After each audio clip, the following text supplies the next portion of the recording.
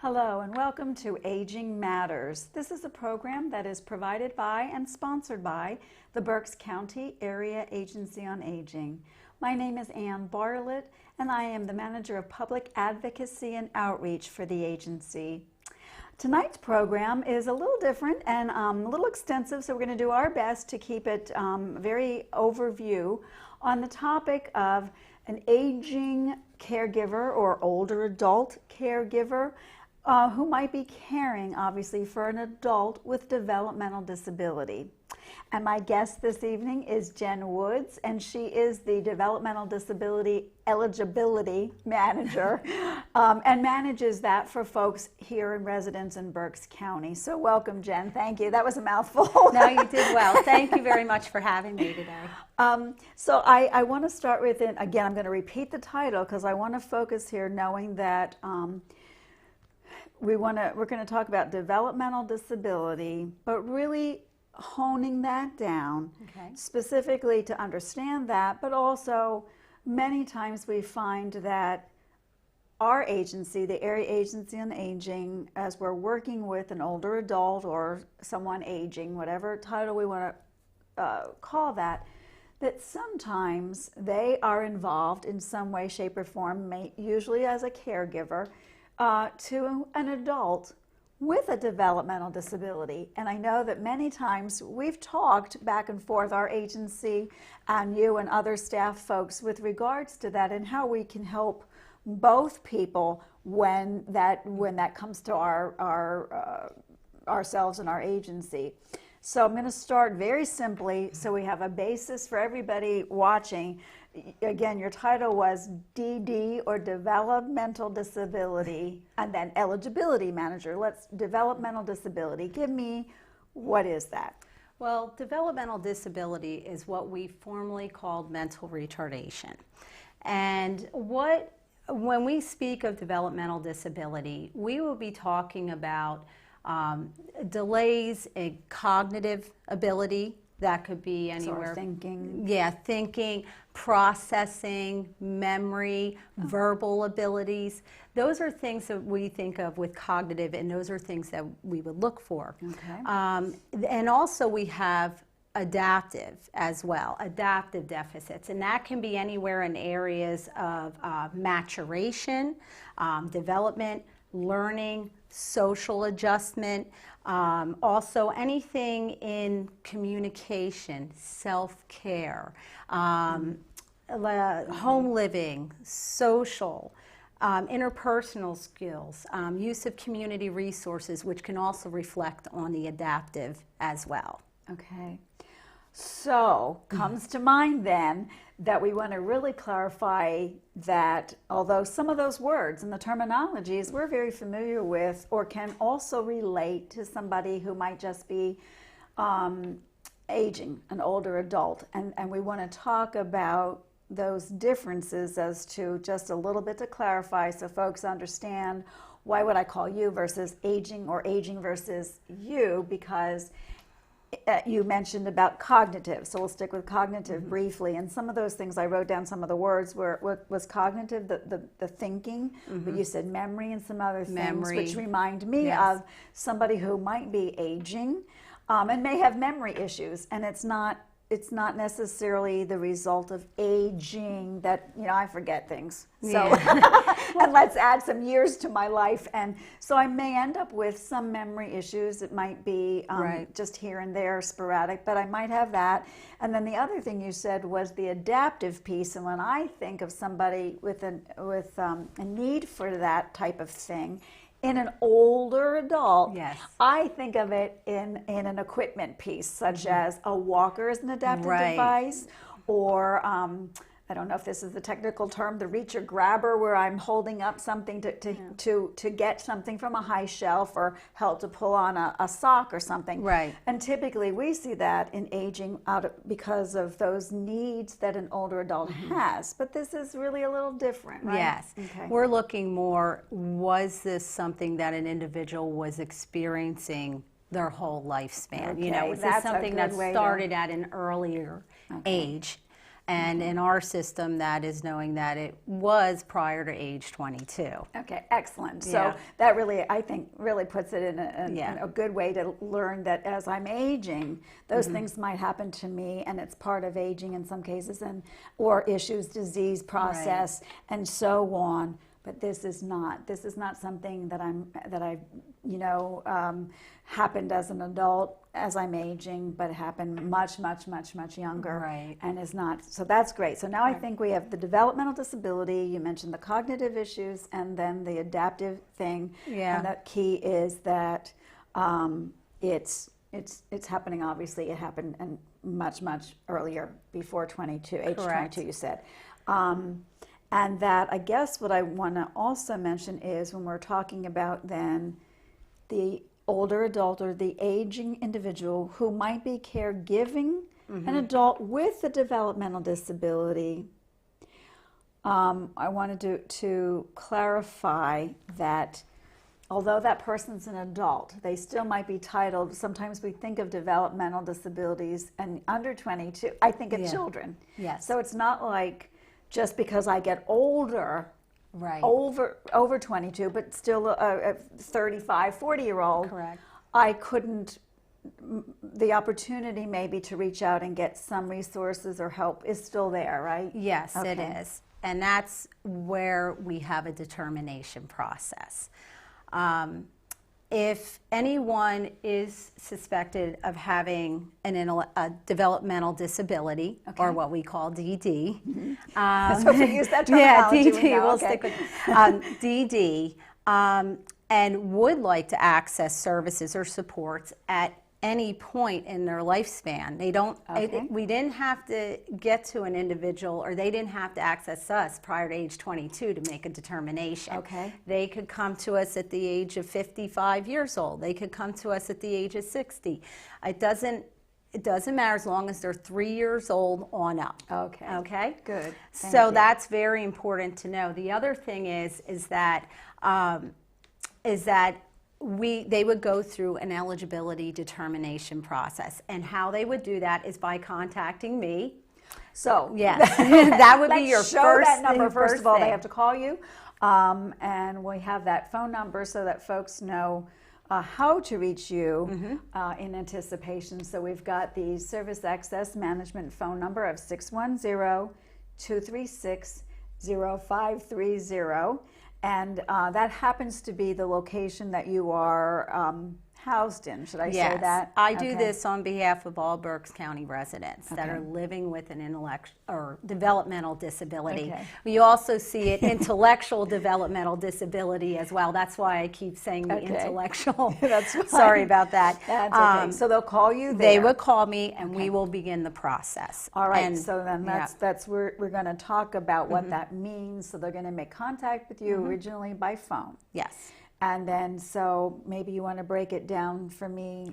Well, basically, when you call, I'm going to ask a little bit of history. Why you're coming to us, what bring, and our first steps would be is trying to collect documentation or information. And we would start that by getting paperwork signed by the individual, or if they have information to provide, that would support the developmental disability. So we have to state, in a sense, through written documentation, yes, that I have a developmental disability. Correct. Got it. And that documentation, if there are natural resources out there to get that, could have been done via a psychological evaluation, a school evaluation such as an evaluation report or reevaluation report. Anything, actually a psychiatric evaluation where they may have done some form of testing, we have seen as well. Okay. So it's important that we have to obtain documentation that supports the eligibility. And so let me ask you this. I assume, now today we talk a little bit more about that. Yeah. And I'm more aware of the testing, I think, and things like that happen in schools. Yes. And so let's just get a basis there. when do they, if I'm a young mom or an old mother, but I have a young child, yes. In the school setting, when do they start? If I suspect something, do I address it and then they start doing these tests that you're talking about? So there's a basic. Right. If a student is in any way involved from the start in special education, they will typically have evaluation reports and then subsequent reevaluation reports through their school year. So typically a child or student or adolescent would have these reports done if they're involved in special education. So I guess that would help, certainly make it easier, a little easier to have that documentation and being working that way. If it's been done, I assume in some more recent years, they would have some of that documentation that you're looking for to help. Okay. Yeah. If that would not have been done in the school systems, especially if we're looking at older populations. Right, exactly. We're going to ask them, was there any other kind of psychological evaluation done in your lifetime that would have been outside the school system? So what we're going to do is have that individual do releases so we can access the school systems to get those records if they don't have them, or we're going to access the psychologist or the licensed or certified clinician that might have done that testing, and there may be reports out there. Okay. If there would be no documentation, we do have the ability to authorize a psychological evaluation to get the scoring and the diagnosis. Oh, that's good. Only because I guess, we obviously have seen some situations, and I'm sure you do, where folks who are an older adult with an adult with developmental disability, were they, at the time when they were young, did they send them to school? Did the schools do those kinds of things? Right. Maybe other people, like a physician, they thought tested them. They thought, I don't know if they did, and really, or homeschooled them, did kind of what they could to teach them life skills and things like that as family members, particularly if it's a close relative like that, that's the caregiver as an adult. That I can see can be a little hard to kind of produce that. So it's good to know. that you can so get there that. are ways to get documentation if there are no resources that would be out there to get that documentation from. Good. It's also important that the documentation, the eligibility criteria, if we want to touch upon what should be in that documentation. So even though I have that, doesn't necessarily mean that I can call you, but that doesn't mean that I'm going to be eligible for. Right. Our state office, the Office of Developmental Programs, they have criteria that's set in a bulletin that says what needs to show in the documentation and what an individual has to have to possibly qualify for the supports coordination or case management service. Okay. And basically, in the state of Pennsylvania, an individual has to have an IQ that falls approximately 70 or below, with a diagnosis of intellectual disability, or what we have called mental retardation, because on some older records it still has that diagnosis. Certainly. So it does not have to have the developmental disability diagnosis. In addition, we need to see the adaptive deficits that we discussed. There are assessments that various assessments that a certified or licensed clinician can do to get those scoring as well. And also that the diagnosis is prior to age 22. Now, for instance, if we have an individual come in after the age of 22, and in the populations that we're focusing on this evening, we would need to know if the based on what the clinician did, or if they're going to be re-evaluated by a clinician, that they believe that the diagnosis was prior to age 22. And they'll do that through historical, maybe looking at past records and so forth to make that determination. Would they even have like school records? That they could go back to say, the person, would document the fact that they may, at that age, maybe they show they might have been in special education or Okay. something of that nature that would kind of help them come to that premise. Okay. So we do need to see that. And also the documentation has to be signed by the certified or licensed clinician. That is so important. Okay. So let's repeat just quickly that there's sounds like there's 4. You said an IQ of 70 or below, which can be tested if it hadn't been, right? Correct. The developmental disability diagnosis, and particularly then that would have occurred in that individual with the age prior to 22.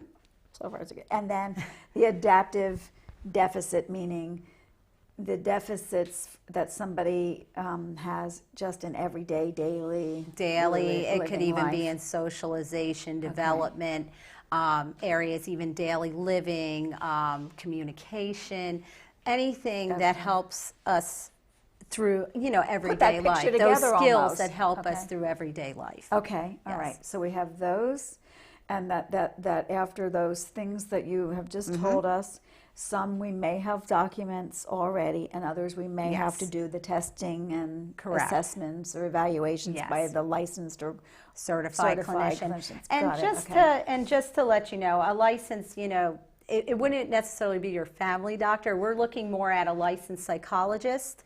I have a listing here because sometimes it's a certified school psychologist, a psychiatrist, or a licensed physician that would run the cognitive testing. That's what is the important thing. And you could obviously help with those recommendations or coordinate that to be done, correct? Yes, and also we have gone back on records that it's difficult to make a determination based on what the psychologist said. So often I'll reach out to them and talk to our clinicians in the community and kind of get clarification or maybe, some more documentation from them to help, support the eligibility. So we do contact them. So moving forward now, we've got they call you. You're going to review that those are the pieces that are needed. If they have them, great, get them to you with those documents. If not, continue to reach out, get those assessments or whatever, everything else that all needs to be done, so we're getting this paperwork together. And that can be done via mail, email, fax.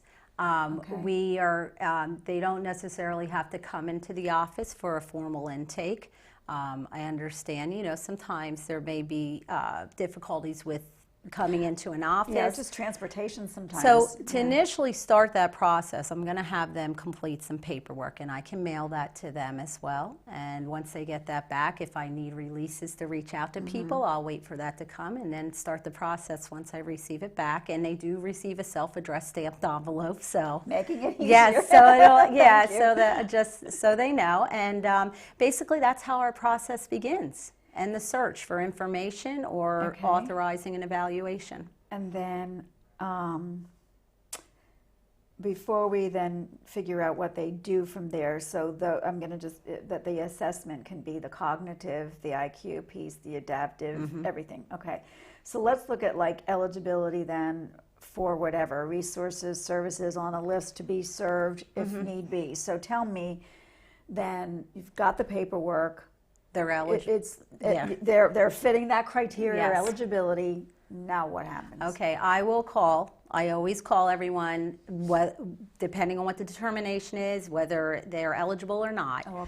If they are eligible, I'll let them know. And I also, at that time, I do provide information prior, but I do go over their choice of supports coordination organizations in Berks County. There's a choice of 4 supports coordination organizations that can provide what we call supports coordination, or for lack of a better term, case management services.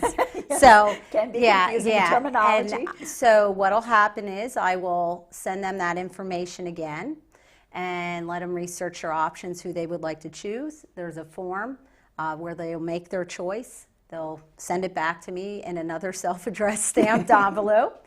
And once I receive that back, I can assign that to the supports coordination organization of their choice. Okay. So let me just clarify, because that's very similar in our circumstances with aging. Should people be qualified for certain waivers in aging, particularly our aging waiver program, our staff does the assessment, but we are not the folks that manage that then, or as you mentioned, case management, we don't do that. We also direct folks to choose We call it service coordinators. Yes. You call it supports, which is great. Coordinators. So that's a whole different group. So you're not the person then that helps all these individuals. No. You kind of move it forward Right. to supports coordination entities. Yes. And what's nice is the folks that are eligible, they have the choice to choose from that list. Correct. And then they become their person. Yeah. What'll happen is the supports coordination organization will assign a supports coordinator to their case. And basically what happens at that point, that supports coordinator will reach out to them once the assignment happens and will arrange a first visit. They'll do what they call an individual service plan, and they'll also get them on the waiting list for funding for the various supports and services they're looking for. Okay, so give me an example, one or two quickly, as to what some of the services or supports that some of the folks really will need. There's residential supports. Okay. There's supports such as habilitation that can help them increase their daily living skills. Okay. And help them with their daily living needs. There's companion supports to help them access community resources.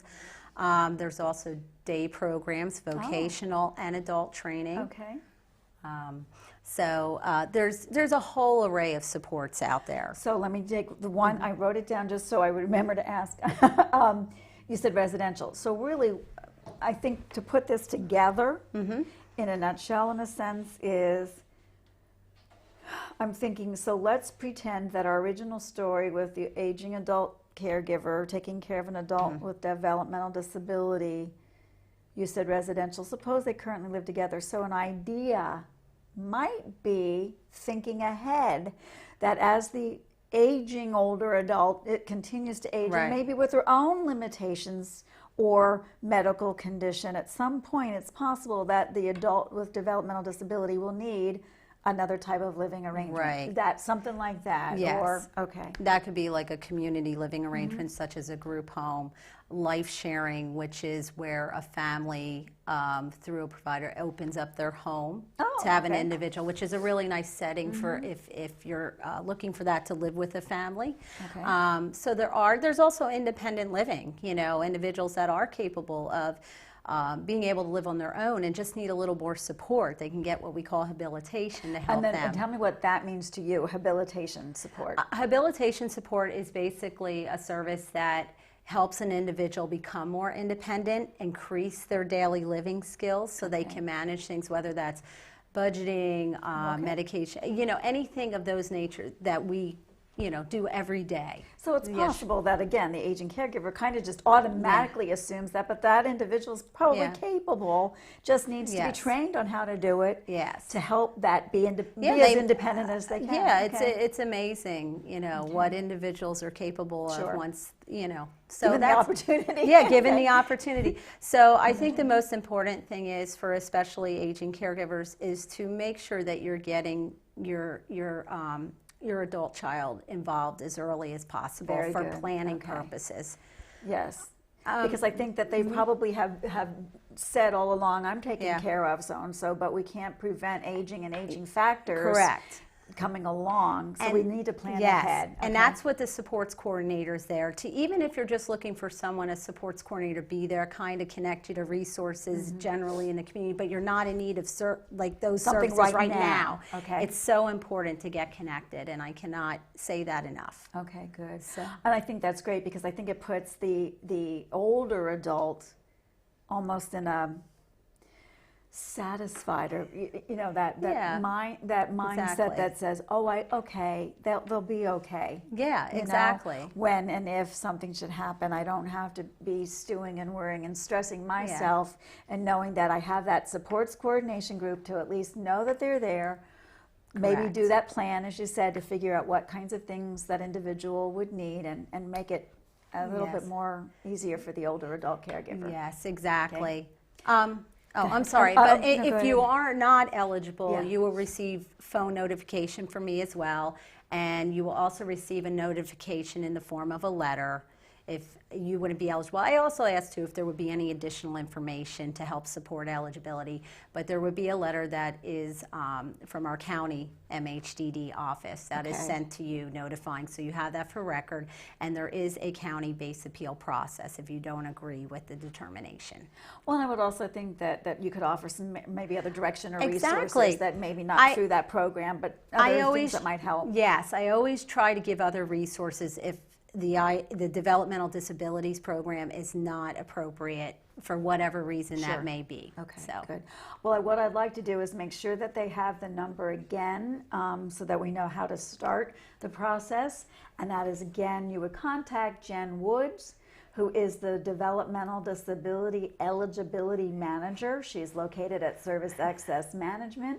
And the phone number there is 610-236-0530. You ask for Jen Woods, and please, again, maybe you don't need things right now, and that's probably really good to call and start the ball rolling for future programming. Yes, even if you just have questions, please call me and I'll get you in the right direction. Even if you're looking for something else, I can always offer some resources as well. Good. Well, thank you so much. Thank you. Time thank flew you by. Yes, it did. So thank you. I'm sure that we could go on and talk a little bit more in depth about things, but that's the time we have tonight. So I want to say thank you for tuning in to Aging Matters. Good night.